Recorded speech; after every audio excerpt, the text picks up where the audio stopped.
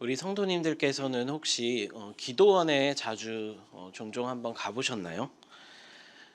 요즘 젊은 세대들은 이 기도원이 익숙하지가 않지만 예전에는 기도원이 한참 붐이었잖아요. 그래서 교회에서 단체로도 기도원에 많이 가곤 했는데요.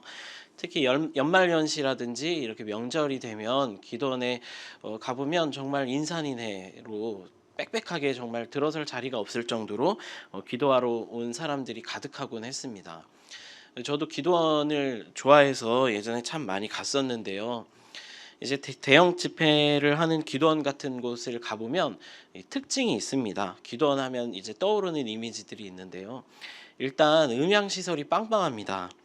어, 소리에 딱 압도가 되죠. 이렇게 보통 이렇게 강사 목사님들의 마이크 소리도 막 우리를 압도하고 찬양 소리도 막 우리를 압도할 정도로 빵빵하게 음향 시설을 해 놓고요.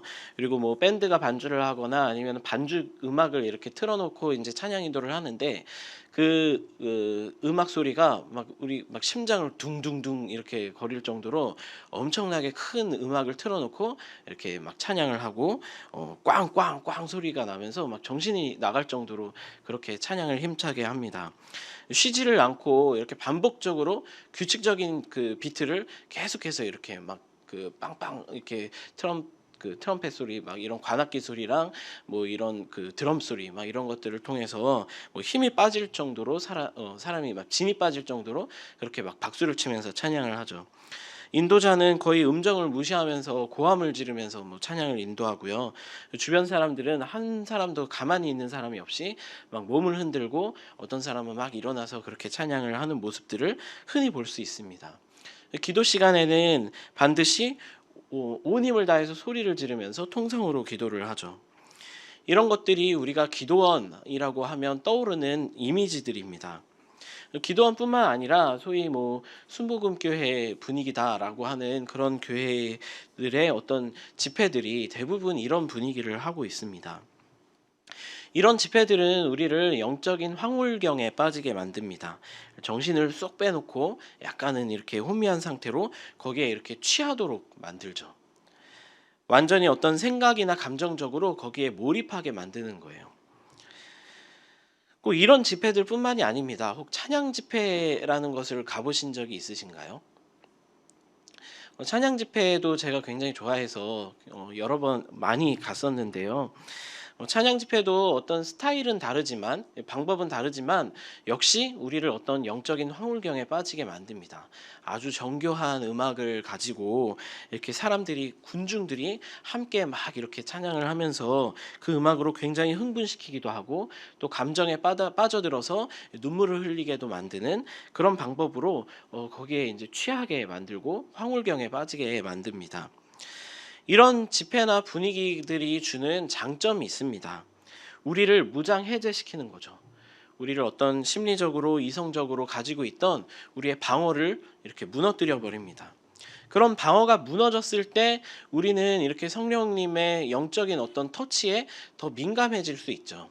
그리고 우리가 가졌던 어떤 경험이나 우리의 생각과 다른 어떤 현상들이나 그런 말씀들이 우리에게 오더라도 우리가 거기에 대해서 저항하지 않고 순종하고 받아들일 수 있습니다.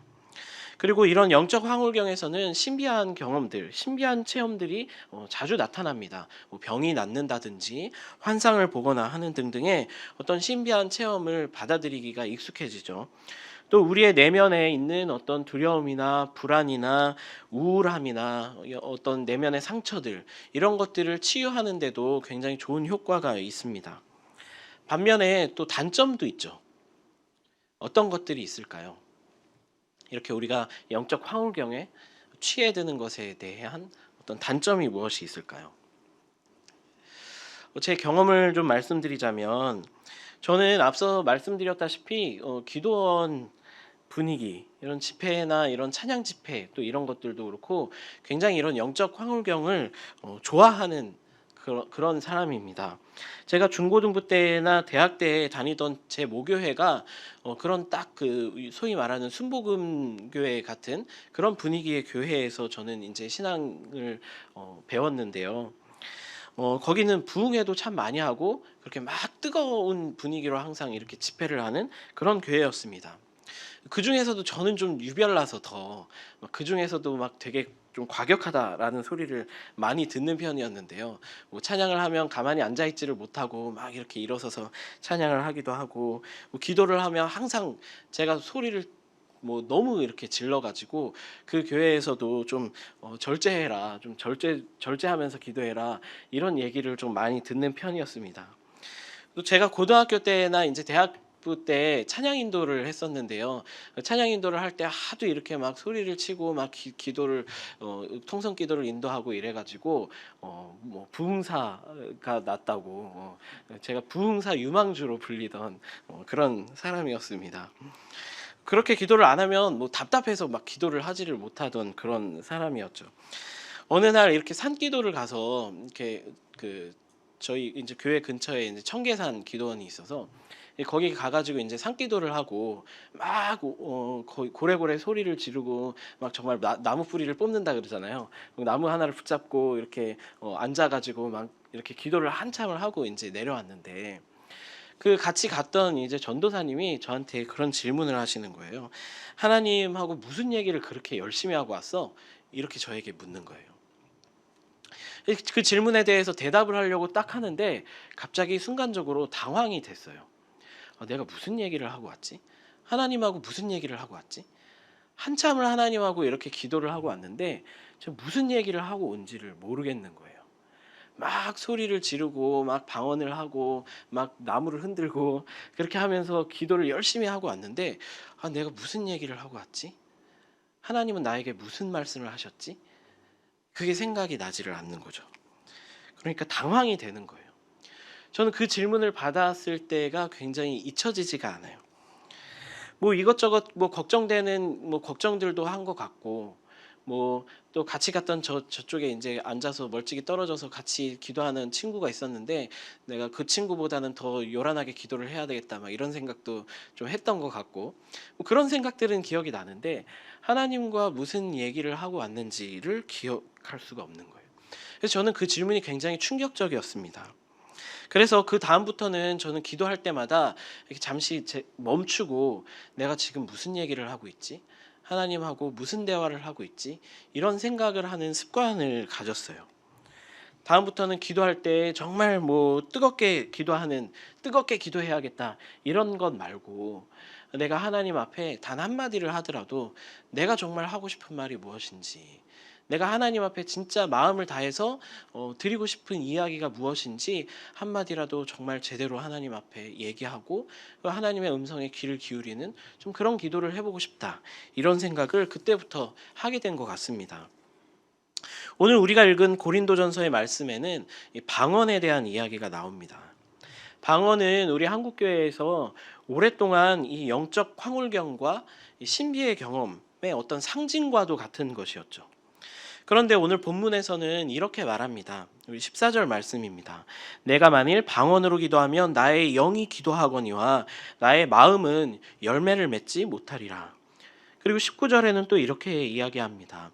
교회에서 내가 남을 가르치기 위하여 깨달은 마음으로 5마디 말을 하는 것이 1만마디 방언으로 말하는 것보다 나으니라. 오늘 우리가 읽은 고린도전서의 본문은 우리에게 두 가지 언어를 대비시켜서 설명을 하고 있습니다. 하나는 신비적인 언어인 이 방언이고, 하나는 우리가 사람들과 대화할 때 사용하는 일상적인 언어입니다. 본문의 표현대로 말하자면 알아듣기 쉬운 말이라고 표현할 수 있는 그런 일상의 언어죠. 우리의 신앙은 우리가 흔히 생각하기에는 신비적인 영역을 추구해야 하고 뭔가 신비적인 영역이 월등하게 좋은 것이라고 생각하기가 쉽지만 본문은 다르게 이야기를 하고 있는 것입니다. 오히려 우리가 신비의 언어에서, 신비의 세계에서 사느라 우리의 일상의 언어, 일상의 세계를 잃어버려서는 안 된다라고 우리에게 경고하고 있습니다. 우리 주보에 나와 있지만 오늘은 종교개혁 주일입니다.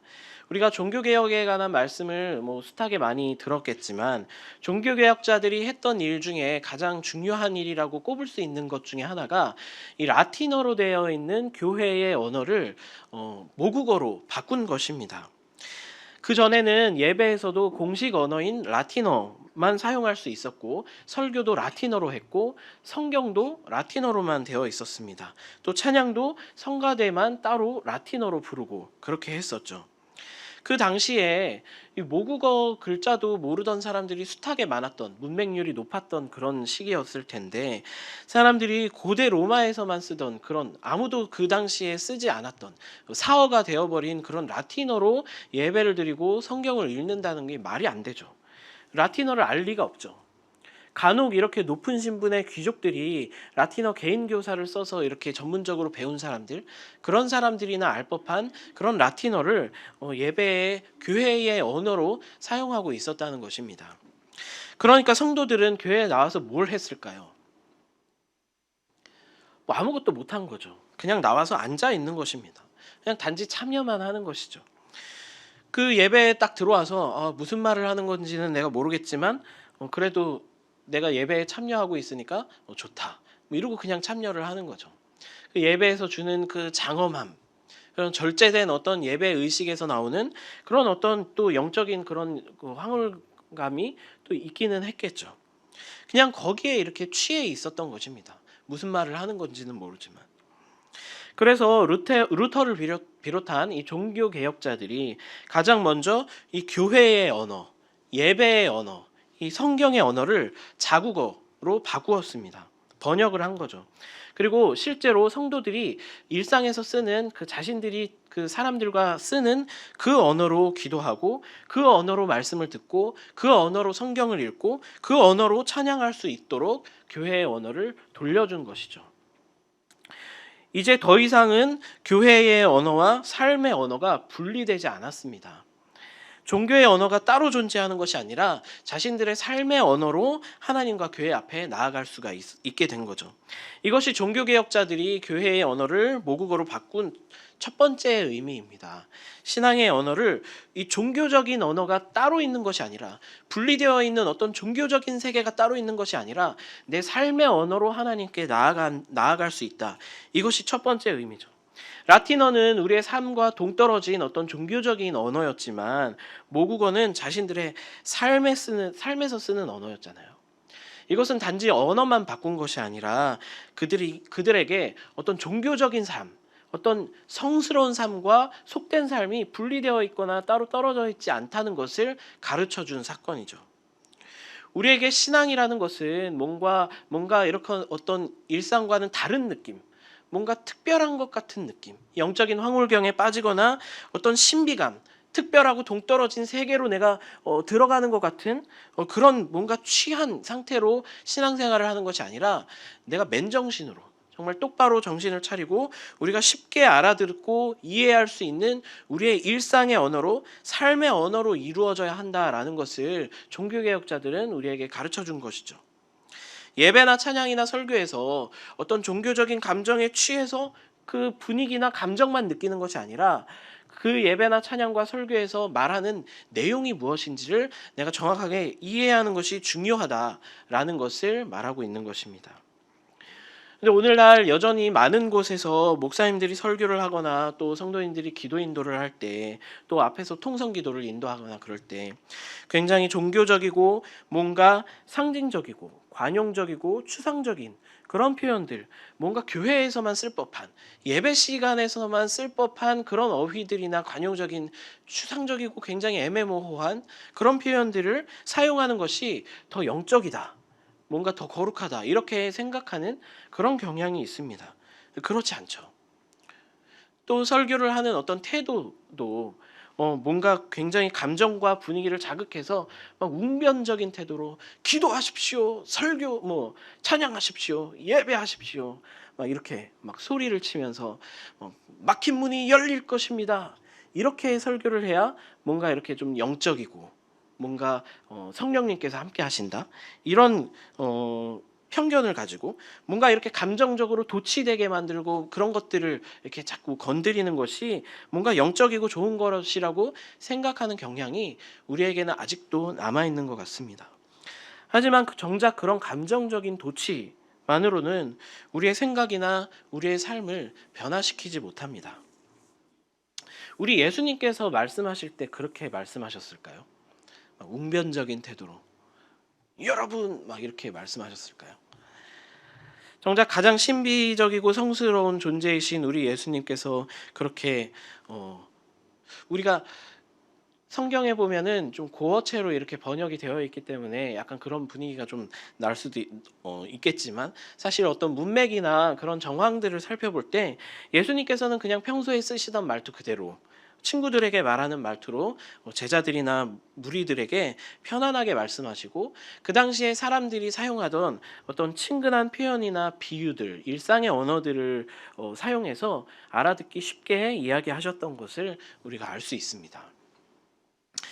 이렇듯 우리가 자꾸 종교적이고 영적인 언어와 이런 터치들, 감정적인 터치들, 영적 절정과 황홀경만을 추구하고 싶어하는 그런 방향을 우리가 편안하고 쉬운 언어로 바꾸어 놓은 것이, 우리의 삶의 그 모습 그대로 우리가 하나님 앞에 나아가는 그런 것들로 바꾸어 놓은 것이 우리 종교개혁자들이 라틴어를 모국어로 바꾼 첫 번째 이유입니다.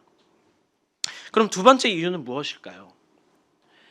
그 당시에 이 라틴어는 이 하나님과의 관계에서 쓰이는 수직적인 언어였습니다. 그런데 모국어는 사람들과 대화할 때, 사람들과 소통할 때 쓰는 사람들 간의 언어, 이 수평적인 언어였죠. 이 라틴어를 모국어로 바꾼 것은 우리가 수직적인 언어에 머무르는 것이 아니라 수평적인 언어가 필요하다, 우리에게 수평적인 언어를 회복시킨 사건입니다. 교회에서 수직적인 언어만 존재하는 것이 아니라 사람들과의 언어도 필요하다는 것이죠. 하나님과만 소통하는 곳이 아니라 사람들과 소통하는 곳이 바로 교회다. 이것이 두 번째 의미입니다. 그 당시 신앙생활이라는 것은 온통 수직적인 관계였습니다. 하나님과만 관계하고 하나님만 바라보고 하는 것이 신앙생활이었죠. 그러니까 사람들이 못 알아듣는 라틴어로 해도 괜찮았어요. 하나님은 어차피 다 알아들으시니까요. 어차피 하나님께만 하면 되니까요. 그래서 라틴어로 예배하고, 라틴어로 찬양하고, 라틴어로 기도하고, 라틴어로 말씀을 봉독해 올리면 되었죠. 하지만 이 모국어는 사람들 보고 알아들으라고 하는 언어입니다. 사람들을 향해서 하는 언어죠. 그래서 모국어로 바꾸었다는 것은 예배도, 기도도, 찬양도, 말씀도 우리가 하나님께 올려드릴 뿐만이 아니라 동시에 사람에게 말한다는 뜻이죠. 사람의 언어로 사람을 향하여서 말하고 있는 것입니다. 종교개혁 이전에 이 가톨릭 교회의 성도들은 교회에서 말을 할 필요가 없었어요. 교회에서 어차피 존재하는 것은 수직적인 언어뿐이니까 말 한마디 하지 않고 그냥 와서 수동적으로 거기에 참여만 하면 되는 것이었죠. 예배에 누가 와서 어떤 사람이 와서 나랑 함께 드리던 아무 상관이 없었습니다. 그 사람들과의 소통은 교회에서 필요가 없는 것이었죠. 오직 하나님께 수직적으로만 예배하면 되니까요.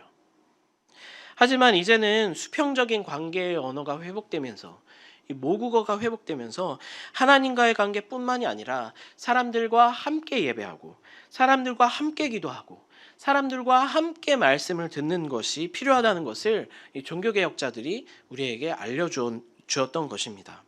아까 우리가 읽은 고린도전서의 말씀, 교회에서 내가 남을 가르치기 위하여 깨달은 마음으로 5마디 말을 하는 것이 1만 마디 방언으로 말하는 것보다 나으니라.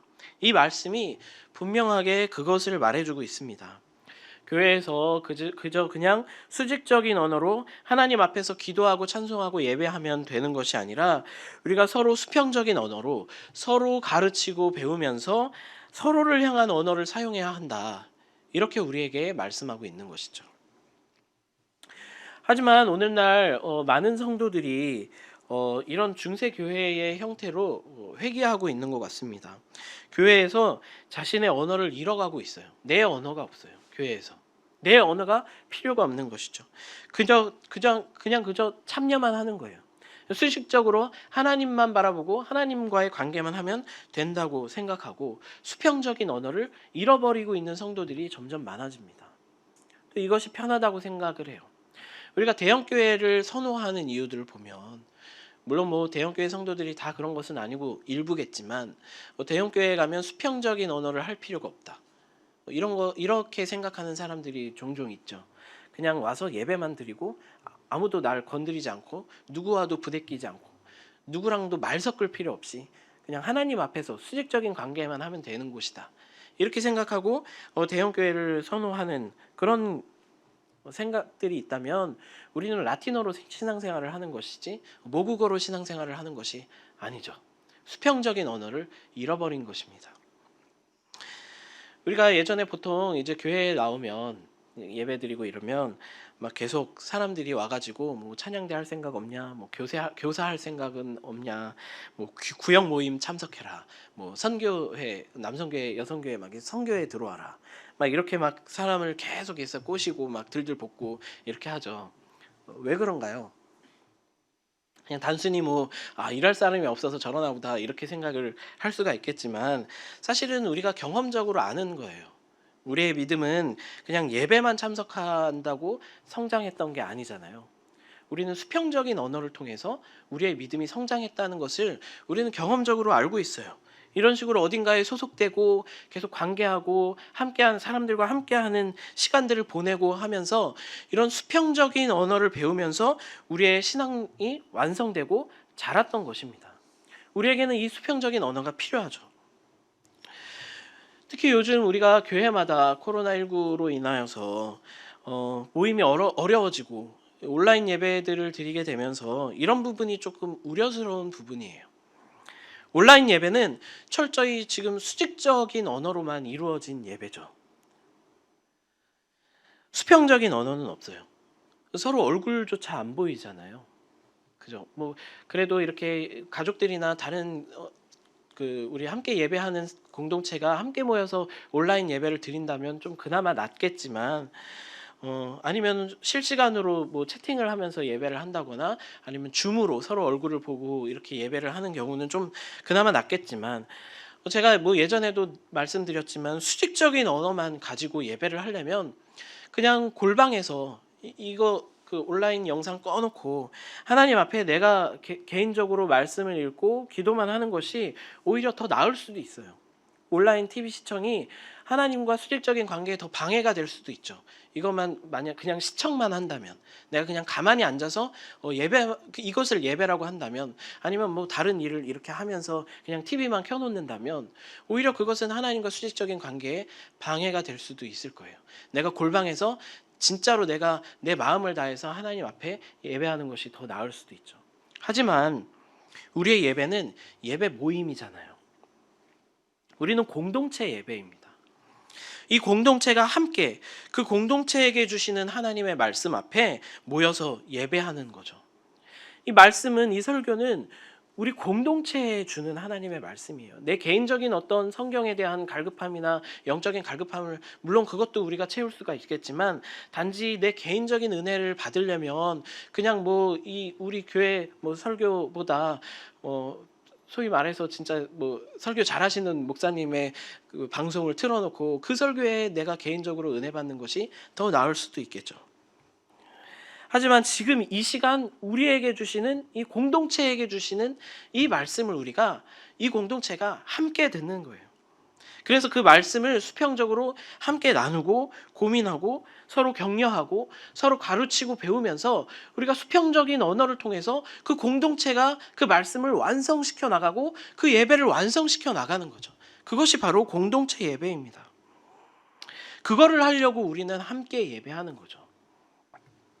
주일에도 예배가 끝나면 배고프다, 오늘 점심 뭐 먹을까 하고 점심 메뉴만 고민하는 것이 아니라 우리 공동체에게 주신 이 말씀을 듣고 그러면 우리가 이제 어찌할꼬, 이런 고민들을 우리가 3, 4, 5 모여서 함께 이야기하고 막 고민하고 서로 가르치고 배우고 함께 손을 붙들고 기도를 하면서 그렇게 수평적인 언어를 통해서 함께 이 예배를 완성시켜 나가는 그런 모임들이, 그런 수평적인 공동체들이 우리가 살아나고 그런 모임들이 있어야 하지 않겠습니까? 그것을 회복해야 합니다. 우리는 그걸 해야 합니다. 그것이 우리가 해야 할 종교 개혁입니다. 누구도 마찬가지예요.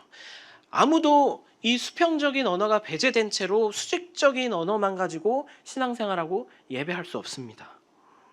그것은 불가능해요. 그것은 반쪽짜리입니다. 반드시 우리는 이 수평적인 어느 공동체에 소속되어 있어야 합니다. 부대껴야 합니다. 이 수평적인 언어를 회복해야 합니다. 지금은 코로나19 때문에 비록 오프라인에 모여서 함께 하기가 좀 제한적이고 어려운 상황에 모였지만 뭐 그런 상황에서도 온라인으로라도 뭐 어색하지만 뭐 카톡으로라도 아니면 뭐 줌으로라도 그렇게 우리는 계속해서 수평적인 언어를 계속 회복시켜 나가야 되죠. 또 지금 목장 모임을 못 하고 있지만 그 목장 모임을 어떻게 할 것인지 우리가 말씀을 어떻게 함께 나누고 고민하고 그렇게 수평적인 언어를 회복할 것인지 함께 고민해 나가야 합니다. 또 우리가 그 온기 나눔을 신청하라고 제가 그 카톡방에 계속해서 올렸는데요. 별로 신청을 많이 안 해주셨어요. 그런 어떤 온기 나눔을 통해서라도 우리가 함께 그렇게 얼굴을 보고 수평적으로 그 말씀을 놓고 기도하고 몸부림치고 또 성경 공부 모임이라든지 이런 것들을 통해서 우리는 끊임없이 놓여진 상황 안에서 어떻게 수평적인 언어를 온라인으로 이렇게 예배 중계로 수직적인 언어만 계속해서 우리가 지켜나갈 것이 아니라 수평적인 언어도 어떻게 하면 우리가 지켜나갈 것인가 이거를 고민해야 된다는 거죠. 그렇게 하면서 우리가 서로 가르치고 배우고 또 모이고 섬기고 이렇게 하면서 우리의 신앙이 완성되고 자라나는 것입니다. 말씀을 맺겠습니다. 오늘날 우리 교회의 언어는 또 나의 언어는 라틴어에 머물러 있습니까? 아니면 모국어로 우리는 예배하고 신앙생활을 하고 있습니까? 우리는 자꾸 신비의 언어, 신비의 세계에만 머무르려고 하는지 아니면 일상의 언어를 사용하고 있는지 혹시 종교적 언어에 내가 그 황홀경과 어떤 도취된 상태에만 머물러 있고 싶어 한다면 이제 우리가 맨정신으로 우리의 삶 속에서도 사용하는 그 언어로 하나님 앞에 나아갈 수가 있어야 합니다. 또 우리가 하나님과의 관계, 이 수직적인 언어만 사용하면서 우리가 신앙을 갖고 예배하고 있다면 우리는 이 수평적인 언어를 통해서 우리의 믿음과 예배를 완성시키고 성장해 나갈 수 있는 그런 우리 교회와 또 우리들이 되기를 간절히 바랍니다. 우리 함께 기도하겠습니다.